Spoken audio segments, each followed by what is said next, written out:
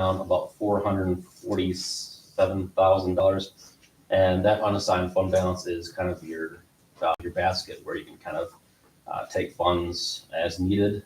Um, that decrease in the fund balance from 1.1 million to 679,000 is primarily due to increases to salaries and wages and all those associated benefits, as well as increases to purchase services and then supplies and materials. Um, So when the school board is making the decisions, the main thing to look at is, um, can this cost be sustained kind of in the long term? If it can be sustained, then that would mean go through your unassigned fund balance, and hopefully that fund balance would go up. Although the primary reasons for fiscal year 21 and fiscal year 22, kind of those big increases there in that unassigned fund balance, primarily due to kind of that COVID funding there. Next component of the fund balance is the assigned fund balance. This is where the school board assigns funds that it intends to use for a specific purpose. There was no change there from fiscal year 22. That is primarily 56,000 for the gym wood floor, and then 272,000 for building upgrades. The next component of fund balance is the committed, which is in kind of that light blue area there. And just like with the assigned, there really was no change there from fiscal year 22. That is, 26,250 for assessments, and then 488,000 for lease renewal. Main area where there was a change is that restricted fund balance, which is that gray area there, and that went up by about 83,000, and that is probably due to those state mandated reserves, so that Safe Schools levy, that LTFM, and that medical assistance.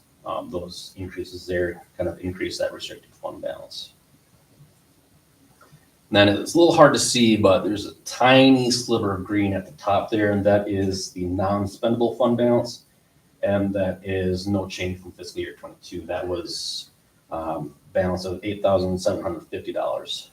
That is primarily for those special assessments that are going to last until December 2024. So once those special assessments are gone, that should be more than likely a zero non-spendable fund balance there.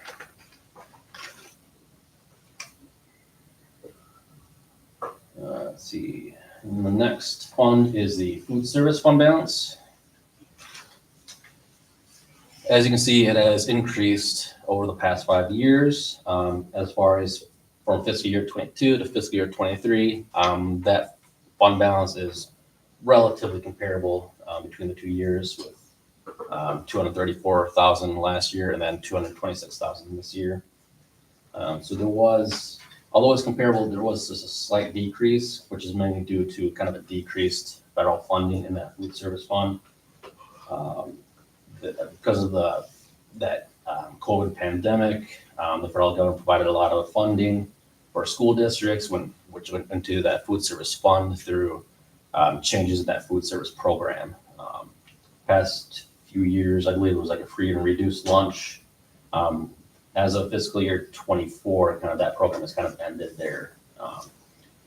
How that will look going forward will be a little hard to tell, because again, that federal funding has kind of gone down to kind of those pre-pandemic levels. However, there might be some more additional state funding that you see there.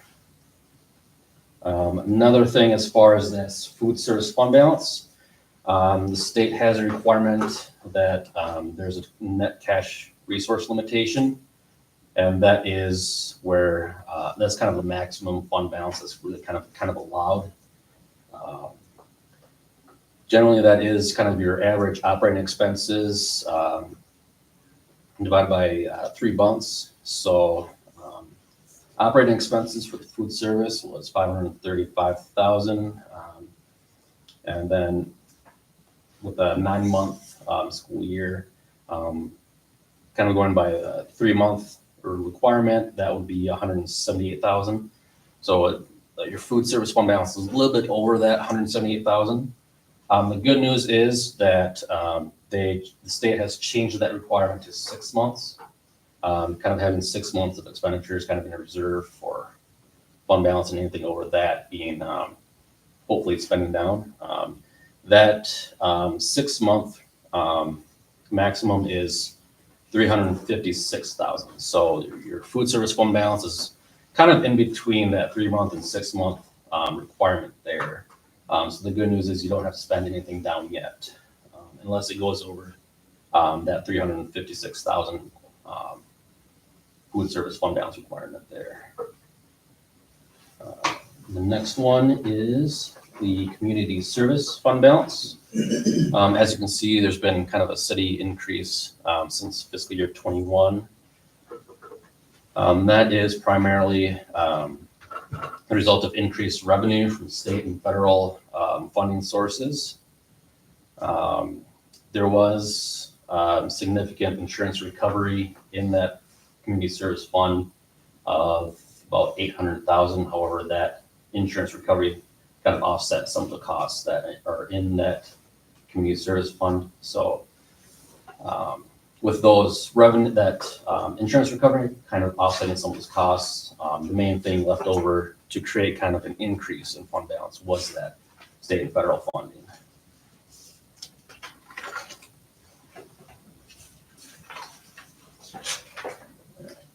And here we have kind of operating results for fiscal year 23, kind of comparing the final budget to the actual revenue expenditures.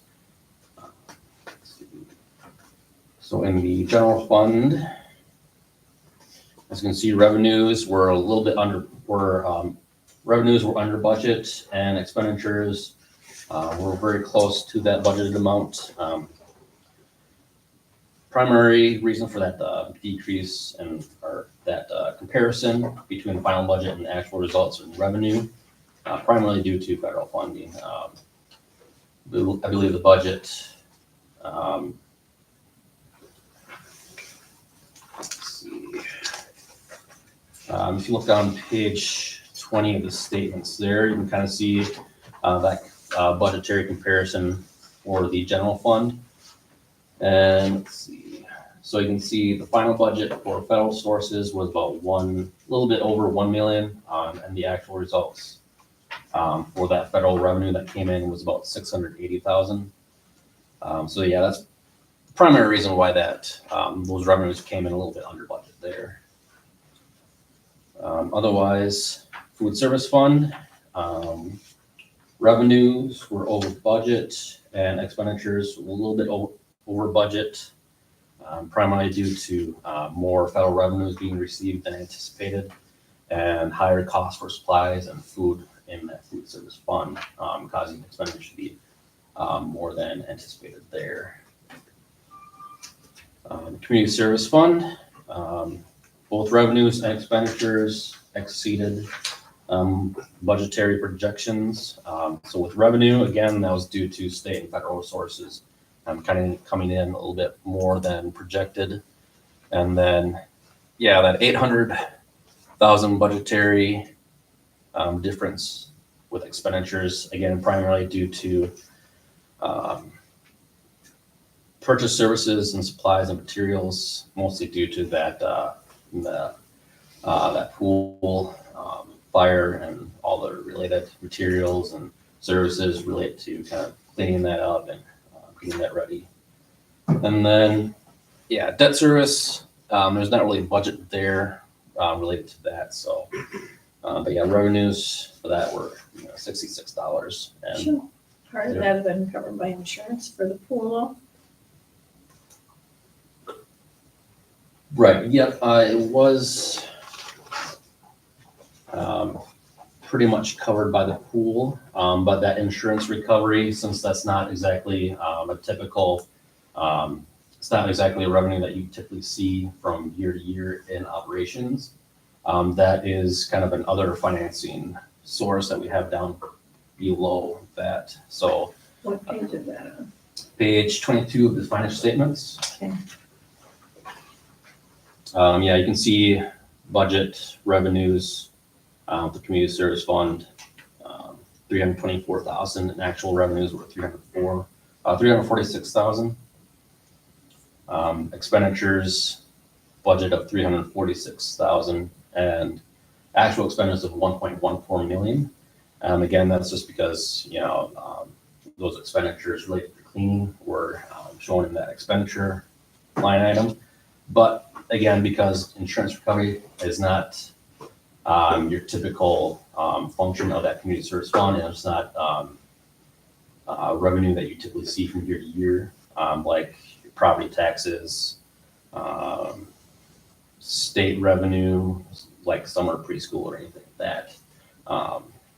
That is shown down in other financing sources. So So if I'm getting this right, it costs us like a $1.1 million to fix the pool, but we only got 800 and some in insurance money? So that 1.14 million also includes some of your standard expenditures related to community service funds. So, yeah, again, if there's any educators related to the summer preschool program or anything like that, those were all kind of lumped together along with kind of those supplies and materials. And, but yeah, the insurance recovery was, about 804,000. So,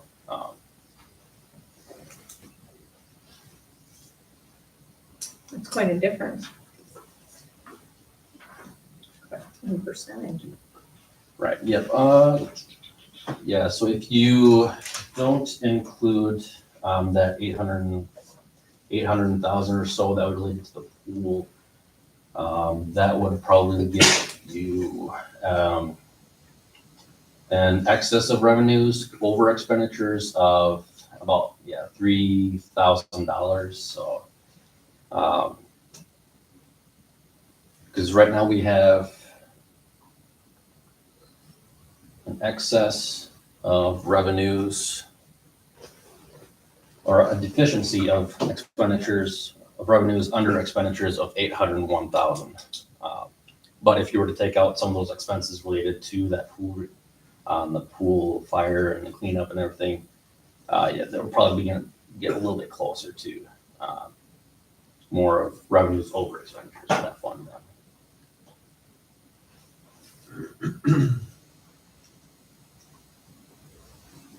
Next page is just kind of a line graph of revenues expenditures in the general fund.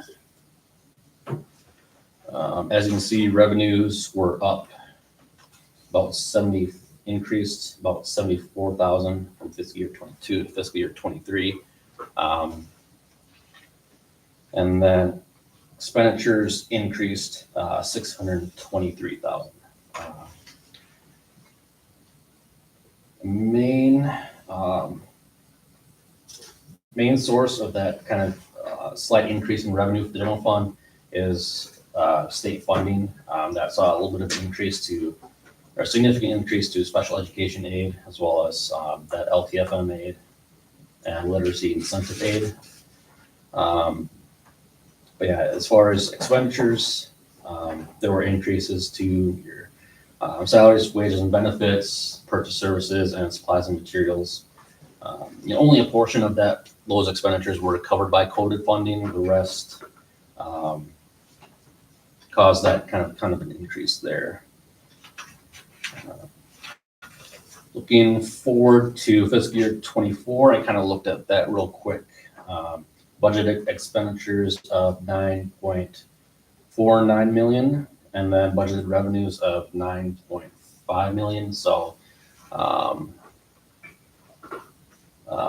based on the original budget for fiscal year 24, there'll be kind of an excess of revenues over expenditures of about $70,000 there. So,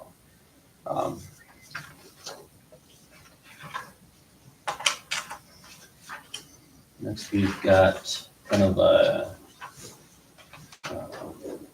comparison of revenues in the governmental funds. We've got local property taxes, other local county sources, state sources, federal sources, and then sales and other conversion of assets. Main areas of increase were in state sources and then sales and other conversion of assets. State sources with revenues of 6.3 million. That comprises about 68% of the total revenue in those governmental funds. And that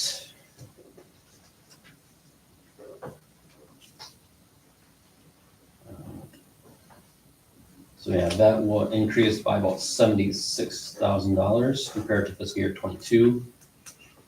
And then sales and other conversions of assets makes up a rather small amount of your total revenues for fiscal year 23, on about 2.14%. But did see the highest increase there, mostly due to increases in food service lunch sales. 22, that was about $30,000 in fiscal year 22. Fiscal year 23, that was about $149,000. So that is why you see that huge increase there, about 250%.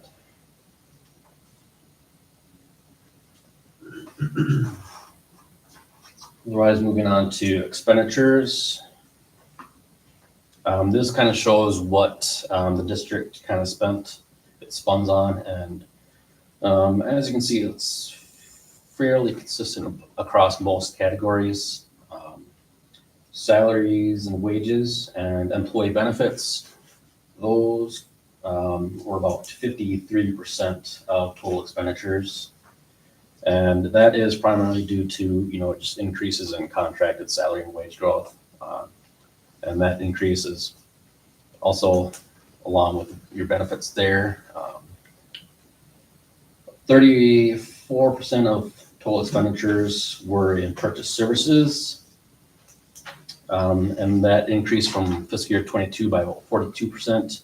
Again, primarily due to, those pool repairs and maintenances in that community service fund. And then in the general fund, there was an installation of heat exchange system. So kind of those purchase services that go along with that installation there. Supplies and materials, that saw a 34% increase, and that is primarily due to kind of an increased cost and usage in propane and natural gas for the general fund, and then an increased cost of food in the food service fund, and then some supply purchases for the community service fund. There was a 23% decrease in capital expenditures from fiscal year 22.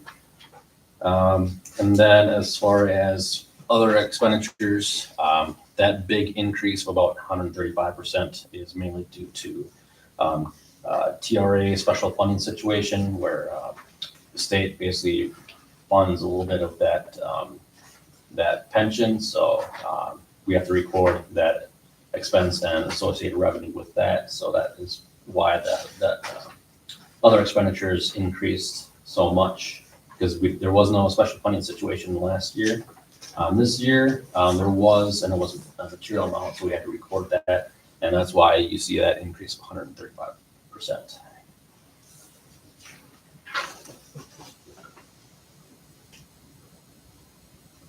Otherwise, moving on to kind of the compliance section. There are 4 main reports here. Those start on page 74 of your financial statements. The first report is this related to Minnesota legal compliance. That is just kind of making sure that district is in compliance with all the various state statutes. And as far as the audit, we didn't find any non-compliance issues there. The next report is the student activities compliance. That is making sure that your student activity funds are in compliance with the manual for activity fund accounting that is issued by the Minnesota Department of Education. We didn't find any non-compliance issues there.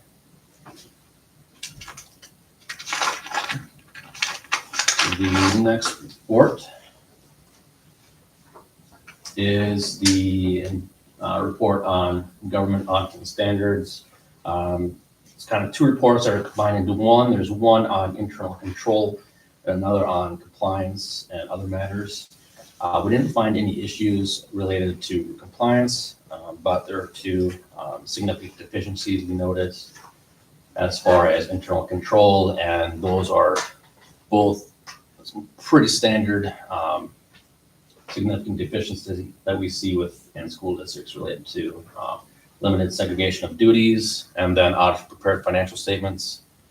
So auditor prepared financial statements, again, going back to the independent auditor's report. The preparation of the financial statements is primarily the responsibility of the management of the school district. And then normally auditors just come in and they just audit those financial statements. However, we not only do we audit the financial statements, we also prepare that. So there's some significant deficiencies there. And then limited segregation of duties. Reason being that is a significant deficiency is primarily, you don't really want the same person doing almost everything. You kind of want to split out duties a little bit. So if one person is in control of the checkbook, maybe another person kind of is the signer of the checks, or if one person's name is on the bank account, maybe another person kind of goes through and reconciles the bank statements. So there is a little bit of that here. However, there are some areas, of course, where being a small school district, that can be a little bit of an issue. So that would be why that's kind of a significant deficiency. Again, those two are pretty standard ones that we see from district to district. So then the last report is the report on federal awards, which is related to the single audit. Anytime an entity has federal awards and federal expenditures that are over $750,000, that kind of triggers a single audit. Basically, the federal government just wants to come in and make sure, that federal funding is being used for that program, and whoever has that federal funding has appropriate controls related to that. So the main area of that single audit, or the main result, would be the schedule of expenditures federal awards. It's on page 72 of the financial statement. That kind of summarizes all the various programs, from the child nutrition cluster to Title I to the kind of recent COVID programs like the ESSERS and the Coronavirus State Local Fiscal Recovery Fund. The primary or the major program that was tested for the single audit was that ESSER funding, mainly because, since that came out as a result of COVID, that was somewhat deemed as a little bit higher risk by the federal government, just because, again, it's a new program, and just making sure that internal controls related to that are appropriate. As far as the single audit, there were no material weaknesses noted, and there was no compliance issues noted there. So that is, for the most part, the financial statements. There is auditing standards that require certain communications with management, which we have in our management letter. Going through, it kind of summarizes some of the various accounting practices. So what are some of management's estimates related to depreciation, what are useful lives, things like that. And as well as, if there were any corrected and uncorrected misstatements, all of the corrections should be reflected in the financial statement. There weren't any uncorrected misstatements there. And then Also in those communications is that whether there were any difficulties encountered between the auditor and management. Thankfully, there were no difficulties that were encountered and no disagreements with management. I understand it has been a little bit of a transition going from Lindsay and CLA to now Amy. Thankfully, that was a smooth transition. And as I mentioned, Amy, as well as her mentor at the co-op, Christine, they've both been very helpful throughout the audit and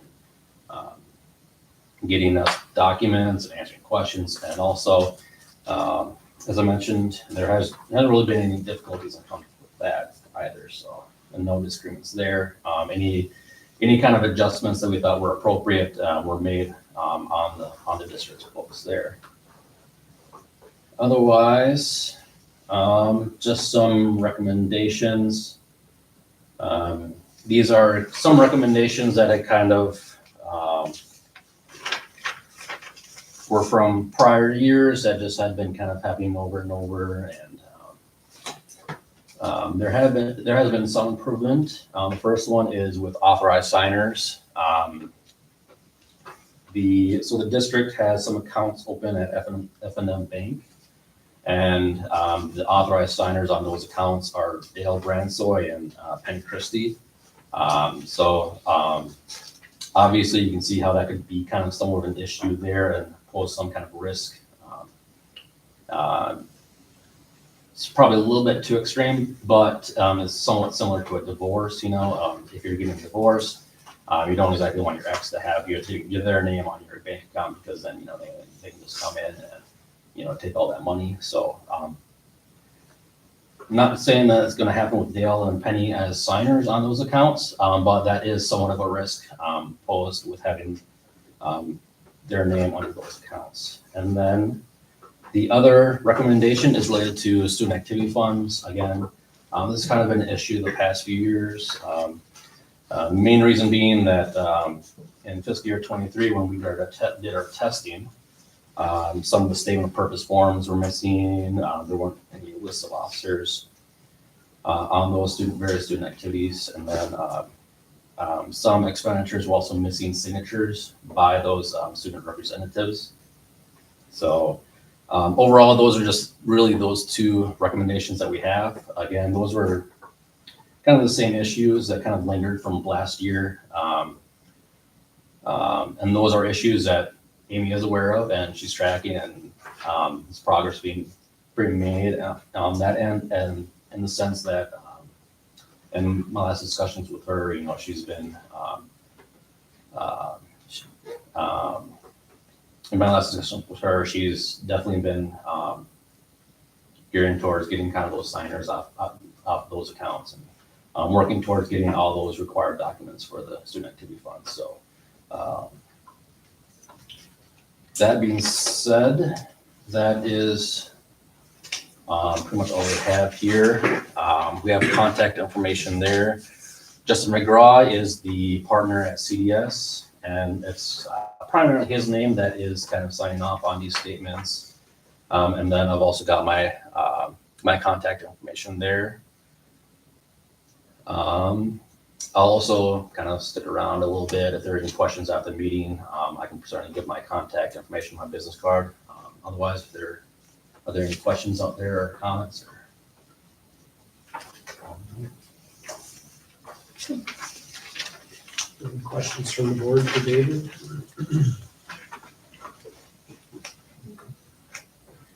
Okay, we'll ask that you stay around until we do the two approvals in case something comes up during each of those action items. And thank you. We appreciate it. Thank you. Yep. Thank you for having me. Thank you.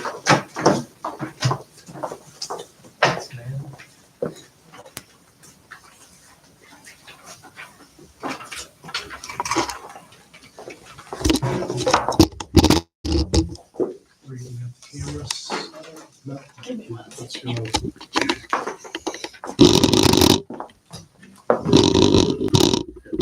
Good. And I'll say during the beginning of that, the video stopped. It just stopped. So I restarted it, and there's one person watching. Oh. So I had to create a new feed, so It's there. Appreciate you getting it back up and running. Yeah. Let's move on to item B under our new business. Pardon me. And that would be to approve the 2022 through 2023 audit report. That's going to be enclosure number 7 and enclosure number 8, as printed and distributed. Is there a motion? So moved. Is there a second? I'll second. It's been moved by member Buchtel and seconded by member Benson to approve the 2022 through 2023 audit report as presented by Conway, Duth, and Schmeezing. Any discussion? No discussion? Any discussion? All right, with that, let's move to vote on approving the 2022 through 2023 audit report. All in favor, say aye. Aye. Opposed? Motion carries to approve the 2022 through 2023 audit report. Okay, let's move on to item C, and that would be approving our 2023 through 2024 budget publication. That's enclosure number 9. I believe that's this item in the packet that doesn't say enclosure 9, but it's color coded with yellow. Is there a motion? Make a motion. Is there a second? I'll second. It's been moved by member Sheehan and seconded by member Bolin to approve the 2023 through 2024 budget publication. Is there any discussion? Any discussion on the budget publication? Any questions or discussion? All right, with that, let's move then to vote on approving the 2023 through 2024 budget publication. All in favor, say aye. Oppose? Motion carries to approve the 2023 through 2024 budget publication. Okay, let's now move on to item D, which is our second reading of policy 514, the bullying prohibition and policy. That's in the packet. That's enclosure number 10. So as the second reading, the next meeting, we will bring this to a vote as a final reading. So any questions or concerns on the policy? Okay. Hearing nothing, we will move on then to item D, but please make sure you take a look at that again and be ready to vote on that next month. Okay. Item E is our first reading of policy 506, which is student discipline, enclosure number 11 in the packet. So this would just be going through and doing an update again related on any current changes, that are recommended based on on state statutes, other model policies that have been updated. So as the first reading, we'll still have 2 more regular meetings that we'll be reviewing. 1 more to review after this, and then in January it will be approved. So, okay, any questions on or discussion on enclosure 11, the student discipline? All right, I don't hear anything, so we will move on to item F. So this would be adopting a resolution establishing combined polling places for multiple precincts and designating hours during which the polling places will remain open for voting for school district elections not held on the day of a statewide election. This is enclosure 12 in the packet and requires an action. So I will start to read, and I'll need a member for introducing and for seconding. So Member Buchtel introduced the following resolution and moved its adoption. Certification of extract of minutes relating to resolution establishing combined polling places for multiple precincts and designating hours during which the polling places will remain open for voting for school district elections not held on the day of a statewide election. Number 1, pursuant to Minnesota statute section 205A.11, the precincts and polling places for school district elections are those precincts or parts of precincts located within the boundaries of the school district, which have been established by the cities or towns located in whole or in part within the school district. The board hereby confirms those precincts and polling places so established by those municipalities. Number 2, pursuant to Minnesota statute section 205A.11, the board may establish a combined polling place for several precincts for school district elections not held on the day of a statewide election. The following combined polling place is established to serve the precincts specified for all school district special and general elections not held on the same day as the statewide election.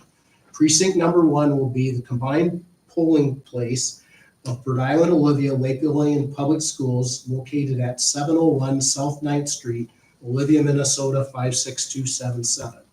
This combined polling place for precinct number 1 serves all territory and independent school district number 2534 located in Osceola Township, Melville Township, Elmira Township, Bird Island Township, Norfolk Township, and the city of Bird Island, Winfield Township, Kingman Township, Troy Township, Henryville Township, and the city of Olivia, all in Renville County, Minnesota. East Lake Lillian Township, Lake Lillian Township, Roseland Township, and the city of Lake Lillian, all in Candiota County, Minnesota. Item 3, pursuant to Minnesota statute section 205A.09, the polling places will remain open for voting for school district elections not held on the same day as statewide elections between the hours of 7:00 a.m. and 8:00 p.m. Item 4, the clerk is directed to file a certified copy of this resolution with the county auditors of each of the counties in which the school district is located, in whole or in part within 30 days after its adoption. Item 5, as required by Minnesota statute section 204B.16, subdivision 1A, the clerk is hereby authorized and directed to give written notice of new polling place locations to each affected household with at least one registered voter in the school district whose school district polling place location has changed. The notice must be a non-forwardable form mailed at least 25 days before the date of the first election to which it will apply. A notice that is returned as undeliverable must be forwarded immediately to the appropriate county auditor, who shall change the registrant's status to challenged in the statewide registration system. Therefore, be it resolved by the school board of Independent School District number 2534, State of Minnesota as follows. The motion for adoption of the foregoing resolution was duly seconded by member Benson. and upon vote being taken thereon, the following voted in favor thereof. So we will do a roll call vote. Member Buchtel? Aye. Member Bowen? Aye. Member Benson? Aye. Member Sheehan? Aye. And Member Frank, I am an aye as well on the resolution. It passes unanimously. And the following were absent, which would be Member Jacobs on the resolution. This foregoing resolution was approved this 27th day of November 2023. All right.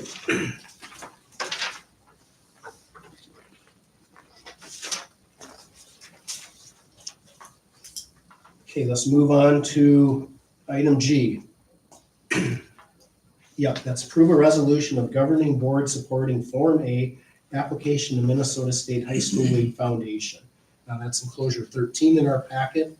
I'm just going to ask for a member to, how will I phrase this? A member to introduce the resolution. Who will that be? I can introduce it. Okay. Member Bowen has introduced the following resolution. Whereas the Minnesota State High School League Foundation was formed to provide support for Minnesota's high school youth to participate in athletics and fine arts, whereas the governing board of Bird Island, Olivia, Lake Lillian Independent School District number 2534 recognizes the value of student participation in extracurricular activities, and whereas the Minnesota State High School League Foundation is offering grants and funding to assist schools in recognizing, promoting, and funding extracurricular participation by high school students in athletic and fine arts programs. This resolution was duly seconded by member. Therefore, be it resolved that the governing board of Rhode Island Olivia Lake Lillian ISD number 253 supports the school's application to the Minnesota State High School League Foundation for a Form A grant to offset student activity fees. Member Buchtel? Aye. Member Bowen? Aye. Member Benson? Aye. Member Sheehan? Aye. Member Frank is an aye as well, and member Jacobs is absent. So I hereby, how do I phrase that? It's not on there. This resolution was approved 27th of November 2023. Okay. Now we have another resolution. This would be a governing board supporting Form B, application of Minnesota State High School League Foundation. So again, this is action required, and this resolution was introduced by member Bowen. Whereas the Minnesota State High School League Foundation was formed to provide support for Minnesota's high school youth to participate in athletics and fine arts. Whereas the governing board of Rhode Island Olivia Lake Lillian ISD number 2534 recognizes the value of student participation in extracurricular activities. And whereas the MSHSL Foundation is offering grants and funding to assist schools to provide seminars/training opportunities or support for specific school functions for students, faculty members, officials, and others who are involved in athletic and fine arts programs. This resolution was duly seconded by member. Therefore, be it resolved that the governing board of Rhode Island Olivia Lake Lillian ISD number 2534 supports the school's application to the Minnesota State High School League Foundation for a Form B grant. We will now vote on it. Member Buchtel? Aye. Member Bowen? Aye. Member Benson? Aye. Member Sheehan? Aye. And member Frank, I have an aye as well, and member Jacobs is absent. So the resolution approving Form B is hereby approved November 27th, 2023. All right. Item I, that would be to approve the dissolution of cooperative sponsorship of One Act Play by Bold and BLHS. That's enclosure number 15 in our packet. Is there a motion? So moving. Is there a second? I'll second. It's been moved by member Buchtel and seconded by member Bowen to approve the dissolution of cooperative sponsorship of One Act Play by Bold and BLHS. Any discussion? Any discussion? Okay, I got a question. So we're dissoluting that, we got dissolution on this one, and then we're adding the next one? So Make we're gonna it add, three. So we're adding RCW. dissolving one, and then we're bringing it back to the bill. Yeah. Okay, gotcha. Except the one after this would have RCW on Yep, it yep, as well. that's what I just wanted to make sure. That's Yep. what we're doing. Any other questions or discussion on the item, on the dissolution of the Act Play Cooperative with BLHS? Any other questions, discussion? All right, let's then move to vote on the dissolution. All in favor of dissolution of the cooperative sponsorship of One Act Play by Bold and BLHS, say aye. Aye. Oppose? Motion carries to approve the dissolution of the cooperative sponsorship of the One Act Play by Bold and BLHS. Okay, we will now move on to item J, and that's to approve the cooperative sponsorship of One Act Play by Bold, BLHS, and RCW. So that's enclosure number 16 in our packet. I need a motion. So moved, Benson. Is there a second? Second. It's been moved by member Benson and seconded by member Sheehan to approve the cooperative sponsorship of One Act Play by Bold, BLHS, and RCW. Any discussion? Any discussion? Okay. Hearing no discussion, we will move to vote on approving the cooperative sponsorship of One Act Play by Bold, BLHS, and RCW. All in favor, say aye. Aye. Oppose?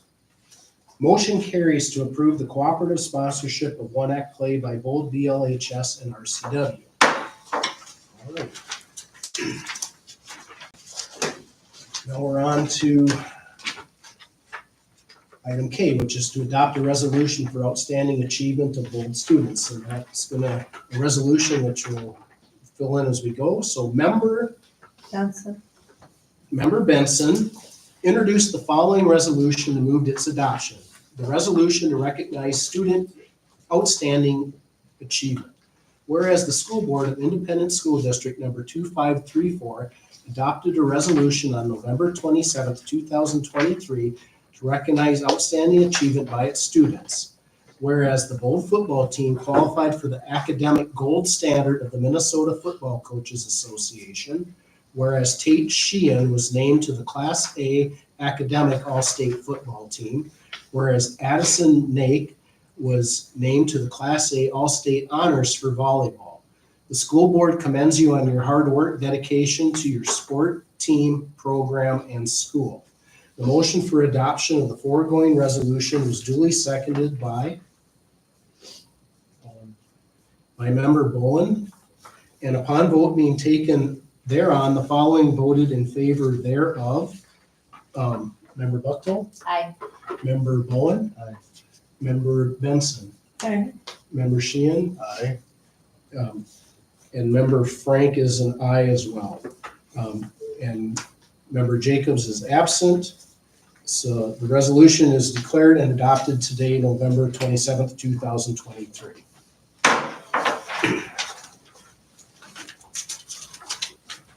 Okay.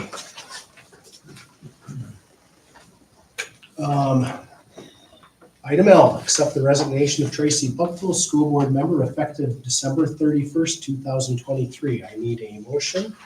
So moved, Benson. Is there a second? Second.